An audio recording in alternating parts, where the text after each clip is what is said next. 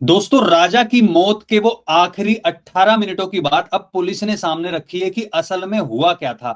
क्यों सोनम ने वहां पे मारा और उससे पहले कहां कहां पे घूमने गए थे, वहां पे अटेम्प्ट किया गया था, उसके बारे में भी पुलिस ने प्रेस कॉन्फ्रेंस करके इस बारे में सारी जानकारी दी है। 5 आरोपियों के नाम हैं, जिसमें से सोनम, राज, 3 उसके दोस्त, सबको यहां पे आरोपी बनाया गया है। मास्टरमाइंड को लेकर जो बात की जा रही है वो बताया गया है कि राज कुशवाहा, जिसमें सोनम उसकी पार्टनर थी। 2 चीजें पहले प्लान की गई थी, उसके बाद 4 अटेम्प्ट किए गए थे। उसके बारे में मैं आप लोगों को जानकारी देने वाला हूं। इस वीडियो को लाइक शेयर करें अगर आपको ये जानकारी यूजफुल लगे तो। सबसे पहले बात आती है कि 4 जगह जो अटेम्प्ट किया गया था राजा को मारने के लिए, वो 4 जगहें कौन सी थी। लेकिन 3 महीने पहले प्लानिंग की गई थी, ये बात पहले बताई गई थी।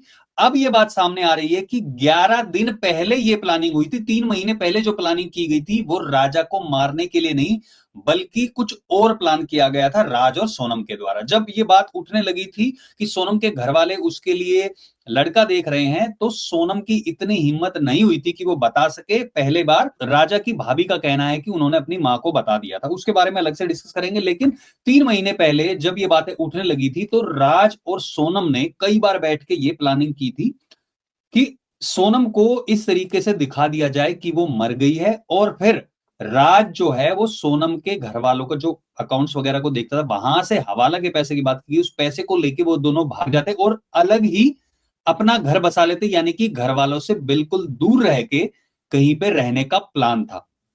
एक चीज थी उसमें, ये प्लान था कि नदी में बह गई है सोनम, ये प्लान होगा। दूसरी चीज, किसी और उसके जैसी दिखने वाली लड़की को मौत के घाट उतार कर उसको उसकी लाश को जला के ये दिखा दिया जाए, उसके पहले कुछ पहन के आती, जो भी उसकी अंगूठी या घड़ियां वगैरह थी वो सारी उसको पहना के, ताकि शिनाख्त वहां पे उसके घर वाले कर सके और कहीं कि ये हमारी सोनम थी, उसके बाद उनको विश्वास हो जाए। वो जो प्लानिंग थी वो उनकी सफल नहीं हो पाई थी, जिसके बाद पता चला कि अब रिश्ता पक्का करने की बातें की जा रही है। अप्रैल में रिश्ता पक्का हो गया था, लेकिन मई में शादी की बात की गई थी। मई में जब उनकी 11 तारीख को शादी हुई है, तो 1 मई को ये प्लानिंग की गई थी, क्योंकि अब ज्यादा दिन नहीं बचे थे, दोनों में बौखलाहट थी। अब क्या किया जाए, भाग भी नहीं सकते हैं, अब कैसे दिखा दे कि मौत हो गई, क्योंकि उसके लिए ज्यादा प्लानिंग नहीं थी। लाश की व्यवस्था करनी थी जो वो हो नहीं पा रही थी।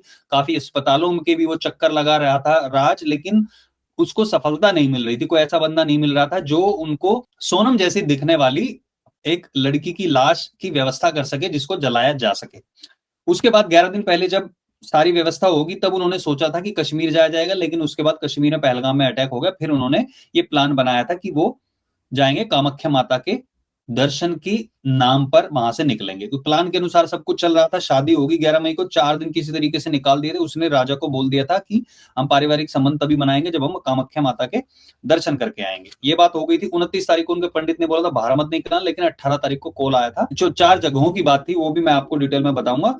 उसके बाद बात आई थी कि 18 तारीख को सीधा फोन आया कि हम लोग घूमने जा रहे हैं। राजा को बोला कि ठीक है, तुम आ जाओ, हम शॉपिंग करते हैं। 19 तारीख को शॉपिंग हुई, 20 तारीख को वो लोग निकल गए थे। कामाख्या माता के दर्शन किए। एक जगह थी गुवाहाटी, जब वो वहां पहुंच गए थे, गुवाहाटी, गुवाहाटी नहीं गुवाहाटी, वहां पे उसको मारने की प्लानिंग थी। लेकिन वहां पर बहुत सारे टूरिस्ट आ गए थे और कुछ लोग वहां पर घूम भी रहे थे, जिस वजह से वो प्लान कैंसिल करना पड़ा। उसके बाद 2 जगह, चेरापूंजी, आपको पता होगा चेरापूंजी में वर्ल्ड में सबसे ज्यादा बारिश होती है, भारत में आता है वो इलाका, मेघालय में ही। और वहां पर प्लानिंग की 2 बार कोशिशें की गई थी। एक बार जब वो किसी ढाबे की तरफ जा रहे थे, दूसरा एक रेस्टोरेंट की तरफ वहां से निकले थे, वहां पे भी प्लानिंग की गई थी, लेकिन वहां पे बात बन नहीं पाई। वो जब वहां से निकले, यानी कि सुनसान जगह की तरफ, ढाबे में मारने के इतना हिम्मत नहीं थी कि वहां मारा जा सके, क्योंकि वहां पे और लोग भी थे।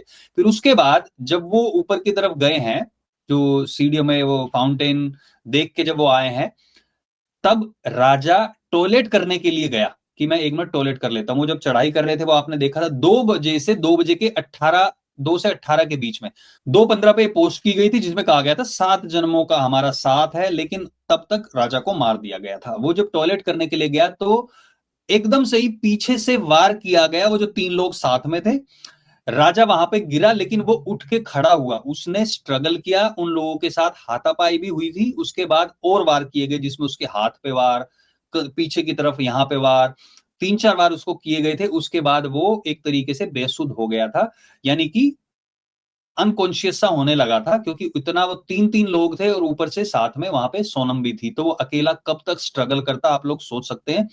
यार मुझे एक बात समझ में नहीं आ रही, जब तुम इतनी प्लानिंग कर रही थी तो वहीं पे दिखा देती, कपड़े वगैरह किसी तरीके से, कुछ चुन्नी मुन्नी छूट गई है वहां पे खाई की तरफ की, वहां पे वो गिर गई है, ऐसे कुछ दिखा देते। खुद की मौत दिखानी थी तो उस बेचारे की मौत की प्लानिंग क्यों की? उसने तो किसी का कुछ बुरा भी नहीं किया था। ऐसा हो कि हाँ इसने कुछ पिछले, ये इसका बॉयफ्रेंड रहा था और इसने धोखा दिया था, ऐसी कोई बात भी नहीं थी। तो एक जो जितनी भी लड़कियां देख रही हैं उससे मैं यही पूछना चाहूंगा कि क्या ये बात सही नहीं है? अगर तुम्हें लड़का हो या लड़की हो, लड़के को भी अगर किसी से और से प्यार है तो वो भी कर सकता है कि ऐसे करके दिखा दे कि हाँ भैया वो कहीं गायब हो गया। लेकिन एक चीज इसमें ये थी जो पुलिस के सामने रखी गई कि उसमें घर वाले सोचते कि वो गायब है और फिर वो प्रेशर आता और वो ढूंढने के लिए जाते जब तक लाश नहीं मिलती। तो यहाँ पे लाश की व्यवस्था नहीं थी, इसलिए ये था कि राजा को मार दिया जाएगा और ये हो जाएगा कि सोनम को या तो उठा लेंगे, जैसी पहले की न्यूज आई थी। अब एक चीज इंपॉर्टेंट यहाँ पे ये भी बात सामने आई है कि जब सोनम के घर वाले ज्यादा जोर जबरदस्ती कर रहे थे कि सीबीआई की जांच होनी चाहिए, वहां पे पुलिस पर दबाव बना रहे थे, उसकी होम मिनिस्ट्री पर दबाव बना रहे थे, उस टाइम पर पुलिस ने अपनी तहकीकात शुरू कर दी थी ऑलरेडी, और वो उनसे पूछताछ कर रही थी बैकग्राउंड के बारे में सोनम की। तब मैं इसलिए कह रहा हूं, सोनम के घर वालों को अगर पता था, जब उन्होंने देखा कि वो बैकग्राउंड के बारे में पूछताछ कर रहे हैं, ये सारी चीजें सामने आने लग गई, तो भैया वहां से बहुत सारी चीजें खुल सकती थी। राज ने खुद, अब कहां कहां पे वो गई थी वो भी बात मैं आपको बताता हूं। मैंने आपको रेनकोट वगैरह की बात पीछे पहले बता दी थी आपको। वेंसेडम पार्किंग लॉट, ये वेंसेडम पार्किंग लॉट जो वहां पे इलाका था, उसमें टॉयलेट के लिए गया था, जहां पर उसके बाद उसकी हत्या कर दी गई थी। आईएसबीटी से सिलीगुड़ी की बस ली थी सोनम ने, जब बताया जाता है कि वो किस तरीके से वहां गाजीपुर भी पहुंची थी। सिलीगुड़ी से दूसरी बस पटना की ली थी, पटना से आरा पहुंची थी और आरा के ट्रेन के जरिए लखनऊ गई, लखनऊ से इंदौर गई और फिर इंदौर से वो गई थी गाजीपुर। आप सोचिए इतना जगह ट्रेवल करके, मैं कह रहा हूं क्राइम पेट्रोल देख लिया, एंड देखना भूल गई वो। सिर्फ 48 घंटे नहीं, 26 मई से 8 जून तक वो रही थी। एक आरोपी को पकड़ा गया था 8 जून को। जैसे ही उस आरोपी को पकड़ा गया, राज को पता चला कि पकड़ लिया गया, उसने बोला तू यहां से निकल और जाके अपने भाई को फोन कर। ये खुद राज ने बात कबूल की, राजा नहीं राज, उसने बात कबूल की है कि हाँ मैंने बोला था सोनम को कि तू चली जा, और बोल दियो मेरा किडनैप हो गया था और मैं किसी तरीके से यहाँ पहुंची हूँ, जो बात उसने अपने घर वालों को उस टाइम पे बताई थी। उस प्रॉब्लम यहां पर ये हुई, राज ने ये बोल दिया, उसने बोल दिया किडनैपिंग की, तो घर वालों ने उसने कहा कि हाँ भैया किडनैप हो गई थी, पुलिस को खबर कर दी कि पुलिस वहां पे देखेगी। अगर वो ये बोलती कि भाई हमसे गलती हो गई, ऐसे ऐसे हुआ, तो वहां पर घर वाले फिर बचाने में लगते। वो आप नॉर्मल सी बात समझ सकते हैं। अब उसके भाई बेशक कह रहे हो कि भाई हम इसको फांसी दिलवाएंगे, ये करवाएंगे वो करवाएंगे, लेकिन ये बात समझ में आ जाती है कि अगर वो बताया होता तो क्या करते। क्योंकि जब उसने अपनी माँ को बोला था, राजा की भाभी के अनुसार, कि उसने अपनी माँ को बोला था या तो मेरी मेरी शादी मत करो, नहीं तो फिर बाद में पछताओगे, तुम लोगों के लिए बुरा होगा, ये सारी चीजें सामने आई थी, तो घर वाले वहां पे नहीं करते। मैं बस सुनो, सच में मेरे एक दिल में एक ये बात हमेशा ये चुभती रहेगी कि अगर भैया तुम्हें उससे शादी करनी थी, उसके साथ भागना था, जो भी तुम्हें कर्मकांड करने थे, तो ये दिखा देती अपने कपड़े वपड़े कहीं पे छोड़ के कि वो बह गई, कोई जानवर खा गया लाश, कुछ भी करके दिखा सकती थी। उस बेचारे को मारने का क्या मतलब था? जो लोग, कई लोग कमेंट में भी कह रहे हैं कि वो बहुत इनोसेंट है, सोनम तो तुम ऐसी बातें क्यों फैला रहे हो, उसके घर वालों का भी हाथ नहीं है। भैया आप दोनों तरफ से चीजों को देखिए और समझिए कि वहां पे सिचुएशन क्या थी। एक परिवार का लड़का चला गया है, तो ऑब्वियसली दिखता है ना कि कितनी क्रूरता से हत्या की गई, पूरी प्लानिंग के साथ। इसको सीधा साधा समझा जा रहा था। अब उसकी, सोनम की फ्रेंड्स आ रही है निकल कर बाहर, वो कह रहे हैं कि नहीं सोनम तो ऐसी नहीं थी, वो तो बहुत सीधी सादी थी। ठीक है सीधी सादी होगी, लेकिन जब वहां पे बात आई जिससे शादी करनी है, हम ये नहीं कहते कि वो बचपन से ही खराब होगी, ये होगा वो होगा, वो नहीं कह रहे, लेकिन किसी को मारने की प्लानिंग करना, वो दिमाग में चीजें आना, राज कुशवाहा उसमें मास्टरमाइंड होने की बात कहना। एक बात ये भी सामने आ रही है, कुछ लोग कह रहे हैं कि राज के ऊपर अब चीजें डाली जा रही हैं ताकि सोनम को बचाया जा सके। देखो 90 दिन के अंदर अंदर चार्जशीट दाखिल हो जाएगी, 90 दिन का टाइम होता है, उसमें चार्जशीट दाखिल हो जाएगी और सोनम भी आरोपी है। अब जेल में उनके साथ क्या होता है वो तो जेल अधिकारी देखेंगे, लेकिन पैसा बहुत है सोनम के परिवार वालों के पास। अब जो बात कह रहे हैं कि उसको फंसाया जा रहा है, राज को, सिर्फ राज पर इल्जाम डाला जा रहा है ताकि सोनम को बचाया जा सके, आई थिंक पुलिस इसके ऊपर भी काम कर रही होगी। आई होप कि महाराष्ट्र में जैसे हुआ था सुशांत और दिशा केस में वैसा चीजें नहीं होनी चाहिए और यहाँ पे इंसाफ मिलना चाहिए, क्योंकि चीजें सामने आ चुकी हैं।